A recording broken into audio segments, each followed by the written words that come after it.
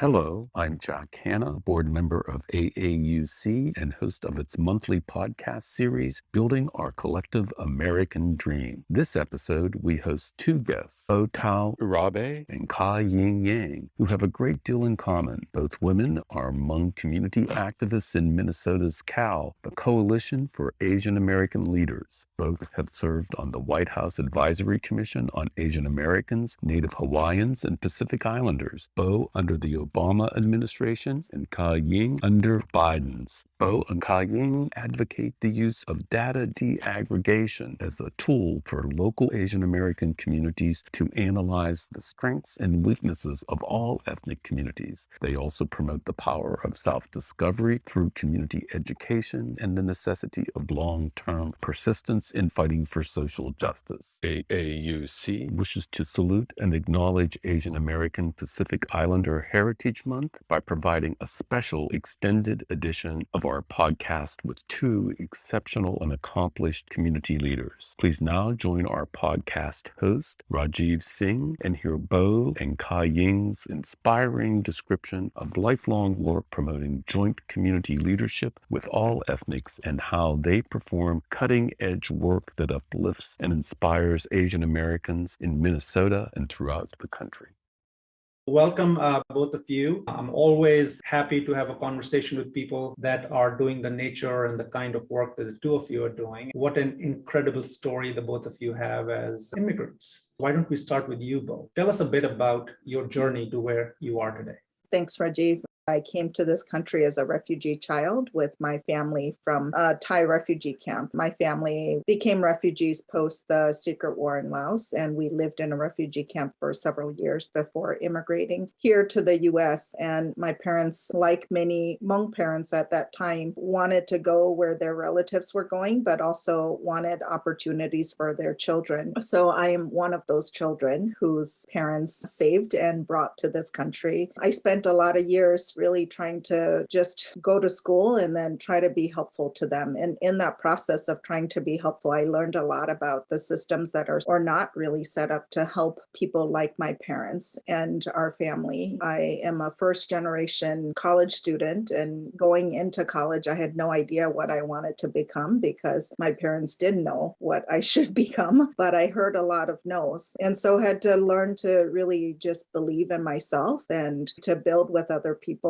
and also to feel confident enough that I might not have social, financial, all kinds of capitals, but that if I knew how to work hard and I knew how to build with other people, and that led me to a career in the nonprofit and philanthropic sectors. And so I've taken those opportunities to really help to do that kind of work. So I don't know if that's the American dream, but it's my American story. And I think I share it with many people who share my context, but also many other communities who have that belief and hope and have been able to come to this country and do a little bit of not just benefit, do a little bit of the work that benefits themselves, but also help to shape our democracy in this country. Bo, thank you for sharing that. What a great story. Quite an American dream. But for now, let me go to KaYing and hear how she is, where she is, and what inspires her on this path. Thank you, Rajeev, and thank you to AAUC for having me here today. I'm just really honored to be sought out a lot recently to speak and to share my story. I came to this country with my parents in 1976 at the age of 7, and my parents were also refugees from the country of Laos. I think that for me, it's a lot of loneliness growing up, not understanding my history, my background, and being one of the few English speakers during that time in my community really set the stage for me and what I wanted to be when I grew up. I faced a lot of racism when I grew up in the Midwest, in Columbus, Ohio to Wisconsin. And I think many Southeast Asian refugees who have been resettled in this country after the Vietnam War understand that the US resettlement program put us in all these states that do not have a lot of diversity. And so we did not have experiences with other Asian Americans or African American groups. And so felt very alienated and isolated in these states that were predominantly white and were very worried about the aftermath of the Vietnam War. They consider us the Viet Congs and the enemies and were a part of their neighborhood. I think through the racism that I experienced as a young girl, it really shaped what I wanted to do in my life and in my future, even though I did not have the words for it at that time. And then just seeing the stories of struggles and survival, but also resilience from my family inspired me a lot to try to be that bridge. I've been very privileged to be in all the places that have helped shape me professionally, but also I've been given an education where I feel like I need to give back to my community. I'm from that generation where very few young women were encouraged to go to college and to get a college degree. And so when I did receive mine, I felt very strongly that I needed to give back to my community. And I've been very fortunate that many of the nonprofit organizations that I respect and admire very much have hired me and harnessed the skills that I may have and education that I may have to really lift up their work and to sustain the advocacy and legacies that they have built. And so I'm very thankful to my elders, to all the women in my life, and especially the pioneering social justice activists in our community that have really paved the way for me. And so that's why I'm here today. So I'm just very thankful for my community, for their resilience, and that I hope to continue that legacy. Two things that I heard from both of you. First, to go to college, or women who didn't go to college as much back in the day. And then to see you both either in the past or continuing to dedicate your time and effort to the influential bodies, some of the highest influential bodies in the country. To me, that is American dream. I just wanted to say it's more than an incredible story. So congratulations. Bo, you served with President Obama as an advisor. Tell us a little bit about what influence the White House initiative on Asian Americans and Pacific Islanders brings to the White House, and how does that shape the policy as we see it on the outside? Share some of your experiences, if you will. Sure. And I think KaYing can add too, because even before we both served on different commissions under different presidents, we've been a part of that history of trying to talk about the needs of Asian American and Pacific Islander communities. And it's sort of that grassroots and groundwork that created the commission to both the initiative itself and then the commission to the president. So I was very fortunate to have been a commissioner under the Obama administration. And part of that work is really the belief that it's not just about having people in government in the highest offices and having elected officials to improve the way that communities are understood and served and things like that. The government is responsible for all of its people, whether they are citizens or not, and that it was important to make sure that Asian Americans and Pacific Islanders, and now the inclusion of Native Hawaiians, to make sure that these populations were understood and that they could be served well by federal government. And so the body is advisor to the administration, and in some ways it acts as a body of eyes and ears on the ground. And it's not a legislative body, so it's really an advisory body to the president to understand where the administration can do better, how it is inclusive or not inclusive, and how it serves this community, and where are there opportunities for, in particular, administrative policies that could be improved to better serve the population. So I feel like every administration since Clinton signed the White House initiative has had its priorities. And some of those things include things like data disaggregation, they include health and well-being, they include immigration, they include education, small business. Every president has had their priorities, and it's the job of the advisory to both pay attention to those priorities, but then to also act as the eyes and ears for the president and his administration to visit communities, to then also inquire with federal agencies to understand whether they are doing the very best that they can to invest in this community. And it was during the Obama administration where there was a lot of movements to create real investments, and real investment meaning having federal government agencies themselves lead in the way that they redid their data practices, and then also to actually invest in initiatives where states could try and test out how to actually do data disaggregation work. And so in this country, we tend to think of Native Americans as those who are Native Indians and things like that. But there is a Native population that belongs to our community who are Native Hawaiian and Pacific Islanders. And that was a very, very important discussion. And so there were policies that were advanced, and not everything was changed. But I think think it continues to be one of the central pieces that is important to think about. And then also all the issues around employees who work in federal government and how to create structures for them to really be their whole selves in government, because some of the strongest and most important assets that government has is that it does employ a large workforce of Asian Americans, Native Hawaiians, and Pacific Islanders too, who carry with them all of these stories and knowledge and experiences. And so, yes, listen to the community, but also do more for your own employees so that they can authentically show up as themselves and you can benefit from their lived experience. Thank you, Bo. I noticed that the White House Initiative on Asian Americans and Pacific Islanders is now also inclusive of Native Hawaiians, which brings me to KaYing, and want to ask you a little bit about a lot has happened in the last 4 or 5 years, especially in context of Asian Americans. What are this administration's current priorities that you see vis-a-vis Asian Americans? And then by the way, first of all, congratulations on your appointment to the commission. Thank you. And then as advisor to the president, what are some of your priorities for this president?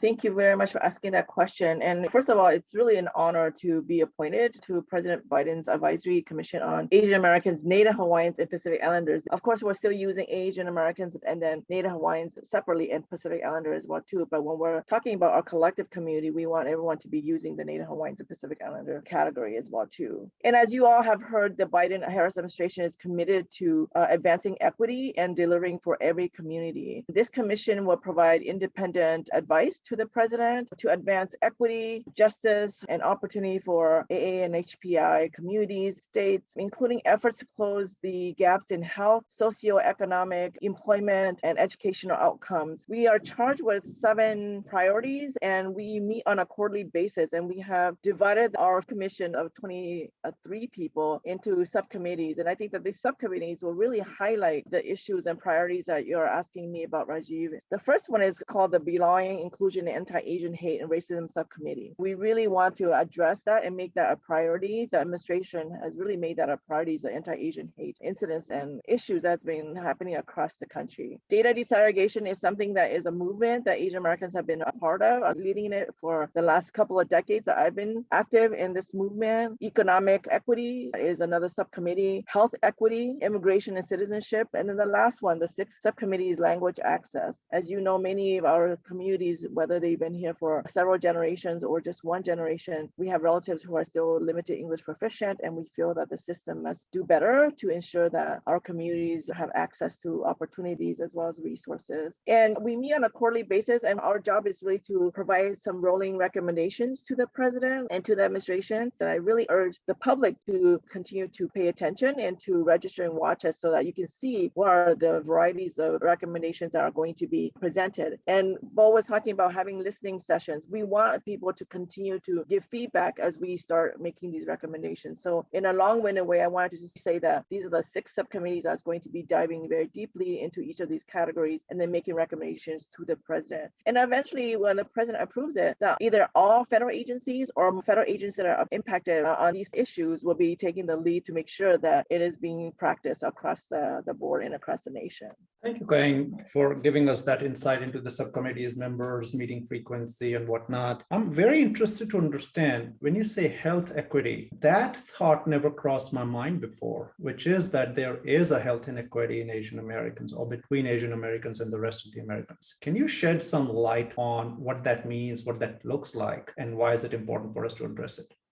I think that the diversity of our community is also represented in our health and mental health situation. As we both said, our families are survivors of war and conflict. And so when we come to this country, we naturally have a lot of traumas that our families are still experiencing. For example, my parents are in their 80s. My dad was a soldier for the CIA during the American Secret War in Laos. We are starting to see the PTSD that he's experiencing back then. And that trauma, as you all know, can be transmitted historically. And so when when we see our elders struggling like this, we see ourselves struggling as well too. Then the physical and spiritual health are very much tied together. And in the Hmong culture, we believe that when you think about health, it has to be holistic, both spiritual and physical as well too. So when a lot of Hmong people complain about body aches, you can't just address the aches, but you have to address the mental health issue as well too. And especially during the COVID-19 pandemic, we saw a disproportionate impact on some of our communities due to a variety of things, including the trauma-informed care, but also the underlying diseases that we have in the Hmong community. Disproportionate numbers of people have diabetes or heart disease. And so during the pandemic, we had higher mortality rates in our community. In the Vietnamese American community, we have known that Vietnamese women have higher rates of cervical cancer. And so these are the kinds of examples of what we mean when we say health disparities. And then in poverty too, Rajeev, we do not have access to affordable healthcare. And so some communities delay their intervention for healthcare. So these are just some very basic high-level examples of what we mean by health disparities and the lack of health equity in our community.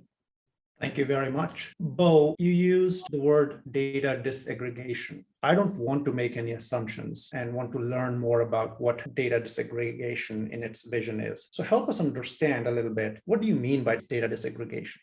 Well, I think the concept of data disaggregation is really about just breaking up data into smaller units of identifiable information that would help you understand a circumstance better or a community better. So we use terminology like Asian Americans, Native Hawaiians, and Pacific Islanders. And as KaYing said, even that has evolved because we've heard from the Native Hawaiians and Pacific Islanders to say, we too need to be included differently. But when it comes to data disaggregation, that's really about how systems, whether that's your workplace or your school system or employers, all of those things, how do they understand who their customers, who their community, who their students, all of those different groups of people are? And is that information that is collected broken apart in nuanced enough ways to help us to come up with the best solutions? So I would say data aggregation starts on the assumption that not everyone is the same. And then the other is that there are particular identities that are important to pointing us to the right answers for different problems. But when our data is not rich enough, meaning not nuanced enough, we make assumptions. So the reason why so many people talk about the model minority myth in the Asian American community is because there is a general assumption that universally those who are classified as Asian Americans must be well educated, are economically well off, and don't need help.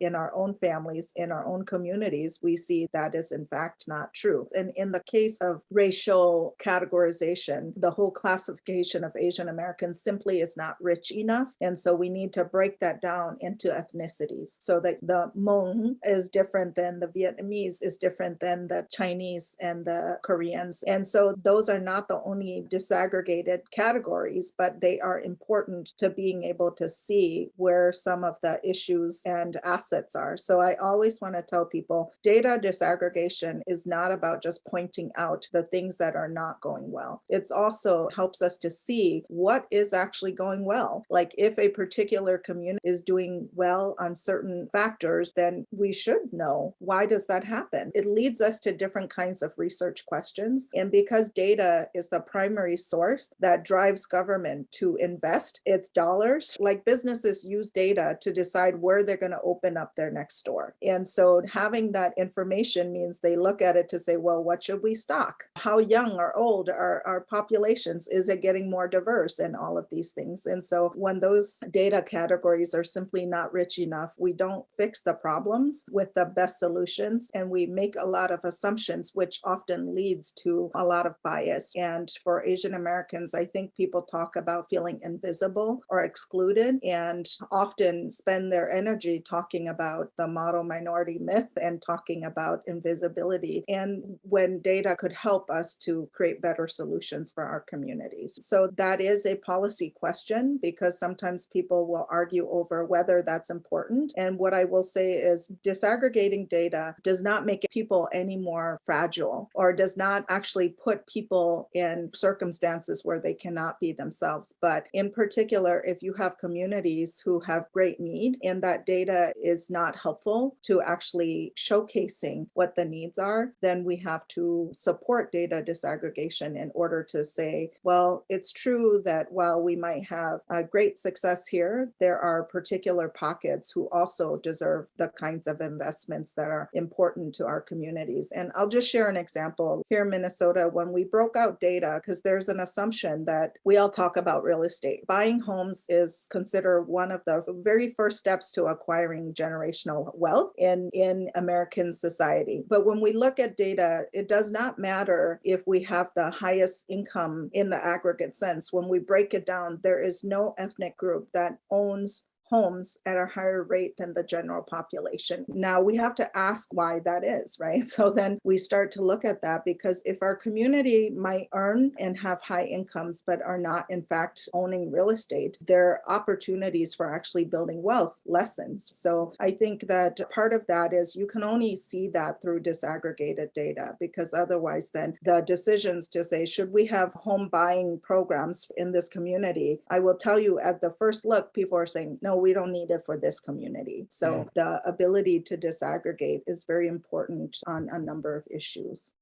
Rajeev, can I just add to that too? When we disaggregated data, people start to see the commonalities with themselves and other communities of color. And when we think about working in allyship or solidarity with communities of color, we have to disaggregate the data. Because of the lack of disaggregated data and the aggregated data, Asian Americans are outperforming everyone in education, income earner, and so forth. And so we're never included in equity discussions. And so this is why I keep saying that to young people in college, that sometimes we hear that Asians are the other white. And when that happens, it pits us against other communities of color. And so when we started to disaggregate data, we saw that some of the communities who had educational disparities had reading proficiency that were very similar to our Black and African American students or Hispanic students. And this made those communities more willing to work with us. And we also understanding that these are the allies that we need to work with as well too. And so I think that this is a really powerful point and that people need to understand that. In the state of Minnesota, while I was at Cal, we did pass a law to disaggregate student data. And it took a while, but the Asian Indian community came and supported us because they started to see why it's important for them as well to see the disaggregated data, and that they also could benefit from that disaggregated data as well too. And so I just feel like in the experiences I've had with working in this movement, that we've been able to bring many diverse communities together, but also unlikely partners together. I think that these are some of the benefits of disaggregated data. My last example is in the state of Minnesota, the largest Asian population is actually Hmong population. And so we've been working with educators to help them lift up heritage language, which is Hmong dual language programming. And some of the teachers have been extremely poignant in the way they describe that if you know Hmong language, you are more likely to get a job than if you knew Spanish, French, or even Chinese. And so if we disaggregate the data, we'll start to see this and make the correlation why more investments need to be made in certain communities because of the needs in the community, but also the assets that we can lift up in those communities.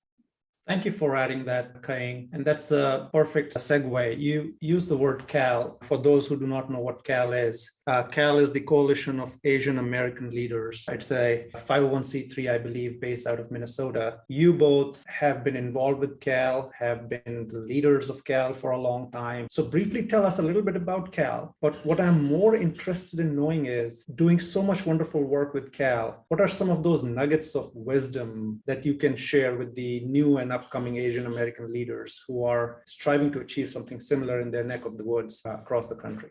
I think the importance is that in every community, it's necessary for us to both recognize that just who we are and the experiences we have and the expertise that we've been able to gain through our work and things like that can be an important asset to helping address community issues. So CAAL is really the space that was developed to try to really bring leaders from the Asian American community across sectors, ethnic groups, and generations to work together for the benefit of the community. And so it was really a simple idea, which is that each of us could work on these things on our own, but together we are more powerful. And that in order to be powerful together, we needed to not just talk about our own experiences and what we wanted to see, but we needed to be able to bring and build a network of leaders who could come and learn together, build relationships with each other, and then work through ideas. Nobody is brilliant by themselves, especially when it comes to social challenges that impact our communities. And so it became a learning exchange space, leadership development, and then policy advocacy space, as well as research. So over the years, Cal has been able to publish really important research that nobody else is doing on the community to point out those issues and the context of the community. It's foster space to both support leaders and to develop leaders, no matter what sector they're in, because the care for your community is not limited to the nonprofit sector. Even people in the private sector want to do what is good for their communities. And so we've fostered those spaces and supported leaders wherever they are to say, you too can be a leader that cares for community and wants to advance justice and address social inequities and things like that. So we foster those spaces and support people to leaders to be able to do that. And then lastly, to work through processes where we develop policy agendas that are important to the community and come up with strategies to advance those, because those policy agendas don't just benefit one person, they benefit a whole community, and in particular, communities who are most impacted by systemic inequities. And so when those policies are developed, then we build communities and leadership around it in order to advance those policies, whether that be administratively or legislatively, to make sure that things can work better for the community. So that's really Cal. And I would simply just say to people, wherever you are, there is opportunities to create learning, sharing, and relationship spaces. And I think when you start to connect with other people, you're going to figure out that together, ultimately, this is a very selfless community, as I have learned. We all come from cultures that very much are about our families and about our communities, and that people don't just want to succeed for themselves. They want to be able to have healthy families. They want to have vibrant communities, and they want to be able to contribute largely to society that can take care of everyone. And that is, I think, the gift that we all bring to the communities that we're part of. And so that means that there is space for you to create your own Cal wherever you are. And I think that's what we've been able to demonstrate by creating Cal, is that it was an important vehicle and continues to be an important vehicle for community. And so for those who are in Minnesota, get involved. But if you are in another state, you too can create the same kinds of things. And the duty and responsibility of creating better communities doesn't just rely on the nonprofit sector. We have leaders in the Cal network who come from all sectors, because it's about people who are open to learning, who want to build relationships and understand that they can harness and build collective power when they come together with other people. So that's really the work of Cal, and that's what we kind of invested in doing. And I'm really pleased to see that it continues to do that work. Thank you, Bo. KaYing, anything you want to add? I came to Cal when a group of leaders had already founded the organization, and I see myself as implementing the vision of Cal. And so from that perspective, I like to say that Cal is actually the only advocacy public policy systems change organization in the state of Minnesota that is community-based. In the 1990s, when I first came to Minnesota, we had over 30 some what we call mutual assistance associations or direct services community-based organizations. And I think definitely we needed those services because we had so many new refugees that were coming to this country who needed the language, and also a variety of mental health and health services. And we, at that time, were so overwhelmed with the direct services that we did not invest a lot on systems change and policy changes. And it wasn't until I came back to Minnesota when Cal was created that we were very intentional. I think that Cal's mission was very intentional in systems change and policy change, but at the intersection of community organizing and public policy changes. And so this is the exciting piece of Cal for me, is that while you have a network of 5,000 community leaders, they're there just to be supportive and not be actively engaging, then we haven't been able to achieve our vision of making an impact and shaping the landscape of Minnesota. And I want to say that I think some of the nuggets that you are asking about is that Cal became very good at organizing ethnically and racially. We never do anything that's just for Asian Americans. We are always ensuring that we're working with other communities to make sure that policies are impacting them as well too. For example, the data disaggregation, All Kids Count Act or the Nonprofit Infrastructure Grant Program, which created $1 million funding from the state legislature, but all the money went to small nonprofit organizations that were led by people of color. The second thing is that we need to build deep relationships, not only during elections, but throughout the year. Because a lot of times candidates will come to our community when they want to get elected or get our votes. And I think that we changed that a little bit by making sure that we have relationships with individuals. And a lot of Asian Americans actually have strong relationships with candidates or individual people in our community, but they do not harness those individuals' power when they're at the Capitol. And we need to be much more intentional about doing that. And then lastly, I think that in my time in Minnesota, I've seen quite a few Hmong Americans get elected to office. And I know that the Chinese American population who have been inviting me to speak at their forums are very interested in getting more engaged politically. And I think that that's one way to do it. But I like to urge and challenge everyone that we must do it from the community, because anyone can get elected to office. I haven't tried, but I think a lot of people can get elected to office, but they do not have the community connection and experience and knowledge that we do. And so for those of us who come from community, I think we owe it to the community that when we are there, we are truly representing our communities, but also ensuring that we are knowledgeable about every community and that policies do not do more harm, but actually lead to repair and healing. For these reasons, I think that CAL has been a premier organization advocating for communities and really achieving a lot of the missions that they have set out to do in a very tangent way, not just in words, but actual achievements. So I just wanted to kind of highlight some of that work there for all of you. Thank you, KaYing. I'm especially thrilled to hear about the increasing political engagement. I think we need more of it. I want to come back to Bo for a second and talk a little bit about her current role. Bo, you are on the Board of Regents of the University of Minnesota. First of all, congratulations. I'm very excited to see an Asian American on the Board of Regents of a premier university. And I cannot miss this opportunity to ask you, as an Asian American, in context of what's going on, what are your priorities? What is your focus?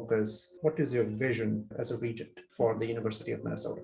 Well, the university is my alma mater, so I'm really humbled and honored to serve in this capacity. First, I am just learning about how complex higher education institutions are and are one kind of research institution and how critical that is to our whole state and our country. The University of Minnesota does important research for our whole country around almost every issue that you can think about. And so from that perspective, I'm learning a lot. I think that every issue that we take up on the board is complex. So I think teaching me a lot about having my own priorities, but how to be a good board for a university that has such importance to both the economic, the research, and educational needs of our whole community. I think I went into the board wanting to, and still am very interested in affordability and how we maintain cost, because truly every child in our country deserves a higher education degree to be able to earn. And that doesn't have to be at the University of Minnesota, but it needs to be any higher ed or trade institutions that should be afforded to all of our children. And I think that we somehow in this country have thought about higher ed as a private venture, but actually it's our whole country that benefits when our kids are educated and trained, and it makes us a global workforce. And so I think to understand that the cost that makes higher ed less and less tenable for so many families is something that I'm always concerned about. I'm also really wanting to make sure that all students can complete their education. We have in particular a lot of students of color who enter higher ed who end up in remedial courses in their first year, and then they drop out by the second year. And dropping out in college is very different than dropping out in K-12 because you will have accrued debts. So then it becomes the first kinds of debts that you carry that then impact the rest of your life. And wanting to make sure that our higher ed institution and here at the University of Minnesota, that there is sufficient support for students to both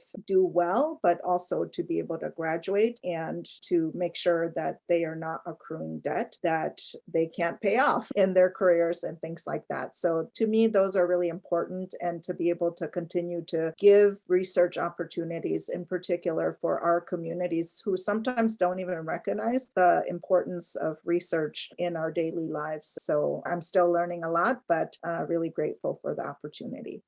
Thank you, Bo. Affordability and continuing ed are two of my favorite topics. Both of you currently occupy positions of great influence in higher education and policymaking. There's a lot of competing priorities. Ukraine war is one example. How can we at AAUC or out in the community as Asian American or as an American, how can we assist you in what you do?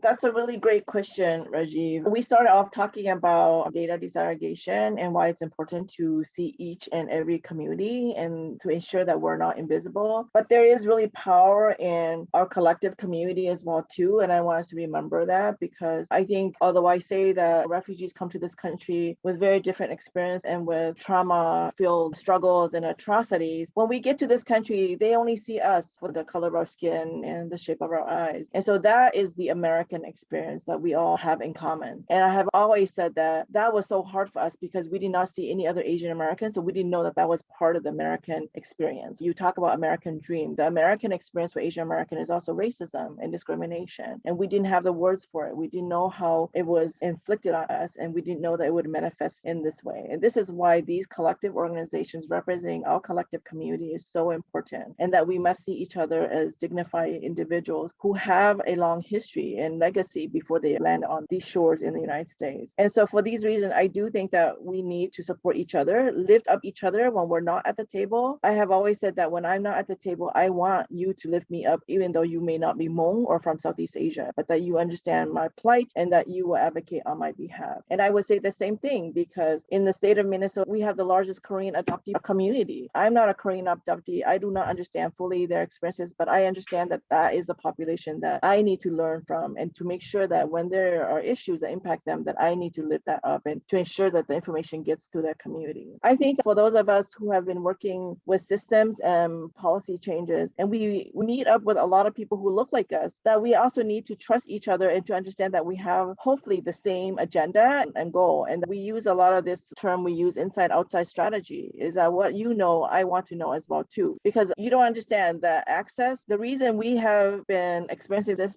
disparities because not a lot of us have been on the inside. And so we don't know the system very well, and we don't know how to navigate it. And the people who are on the inside are not sharing that information with us. If there are more Asian Americans in systems, then they should be sharing that information with us so that we don't have to play catch up so much. And then the last thing I want to say is that understanding that engagement and change takes a long time. The relationship takes a long time to build. It's not a transactional relationship. I don't call Rajeev just when I need him. I need to understand his whole story and where his strengths and interests lie, so that when an issue impacts me or a policy comes up, I can say Rajeev is the best person to talk about it. And that's just coming to the Capitol one time or coming to a rally one time is not going to change anything. That we have to come back again and again, year by year, generation by generation, to really see changes. And so that's one of the lessons learned. And then I think the final one is that there is no singular leader. We all need each other, and we need everyone's contribution and leadership. And I think Cal has been a really good example of this. And as a community organizer, I have seen this firsthand, is that when Bo is speaking, it's not good enough. We need to make sure that an impact person is speaking, that I need to run around behind the scenes to make sure that those impacted individuals understand what they're saying and why they're saying it. And these are all the power of a community and power of an organization. Of course, the two of us have gotten a lot of accolades, but it's not just us. It's about our community that have been doing a lot of the work. So just wanted to end up with that. And I appreciate our communities tremendously.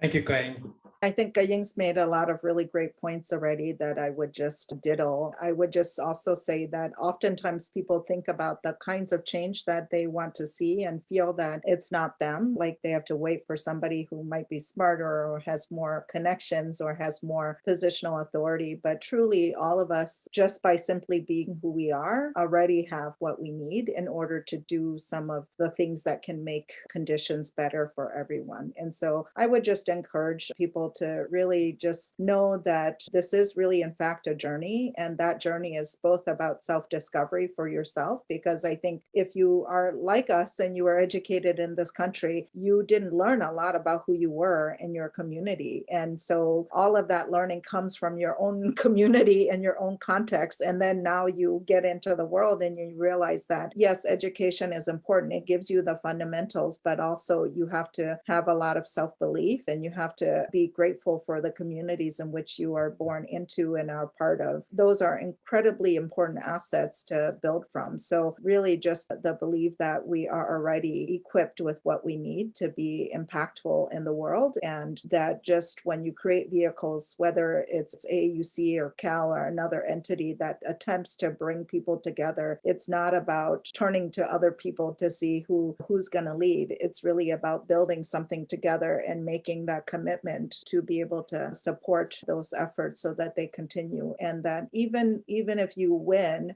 there will still be things that will happen along the way that need to continue to be fixed or work on and things like that. So just to know that you're a part of those kinds of communities, and that when you are tired, you rest, but when you are motivated, you put your all in, and then you create and bring others along. That is the communities that we try to create. And there is room for everybody, because in fact, this isn't about one or two leaders, it's about the whole community. And when everyone can speak for themselves and feel like they can be a part of the solution, then we're all better. So I think really glad to know that all of you are pushing and you're bringing a lot of individuals together to really think about that as well. And then just to also say, I do think that what is important is to also benchmark progress of a whole community and not just about a few leaders as well. Because if we turn around and there's only a few leaders, then how can we truly claim that our communities are doing better? So when you benchmark, you don't just benchmark your own community, you have to benchmark the communities that have the least, are most in need. That tells you whether the things you're working on are truly making a difference, because perhaps your community is not the community is who is suffering the most. So looking at that community doesn't tell you whether the things that you're doing together truly improve conditions for those who have the least.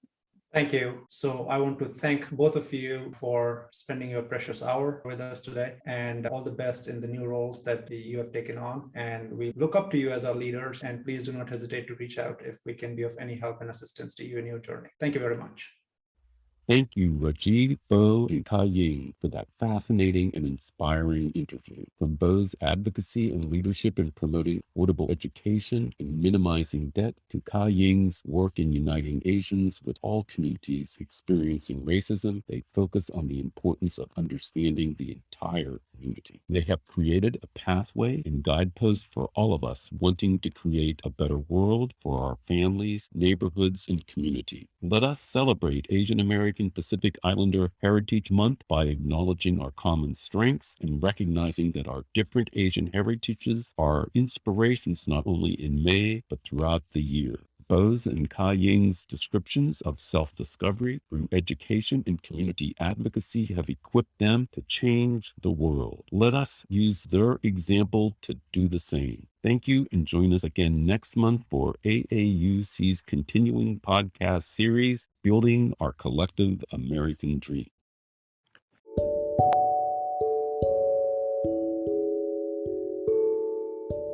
This is Dr. S.K. Low, President of Asian American Unity Coalition, or in short, AAUC. Thank you for listening to our AAUC podcast series on building our collective American dream. Please subscribe and comment on our podcast, and tune in to our next podcast episode on the last Sunday of each month at 8 p.m. Eastern Time. The AAUC podcast is supported by active individual lifetime members and organization members. For more information about AAUC, please go to our website at asamunitycoalition.org.